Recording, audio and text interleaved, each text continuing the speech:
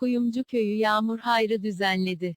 Burhaniye Belediyesi Başkan Vekili Özgür Atik Kuyumcu Köyü'nde yağmur hayrına katıldı. Balıkesir'in Burhaniye ilçesi Kuyumcu Köyü, yağmur yağması için hayır yemeği düzenledi. Köylünün yağacak yağmurla birlikte yeni mahsuller yetiştirmek için yaptığı hayra, Belediye Başkan Vekili Özgür Atik de katıldı.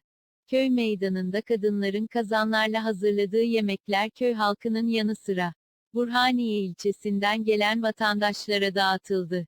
Kuyumcu Mahallesi Muhtarı Tahsin Özdemir öncülüğünde yapılan yemek hayrına katılarak hayrın kabulü için dileklerini ileten Başkan Vekili Atik, köy meydanında yemek yapan kadınlarla da sohbet ederek kolaylıklardı.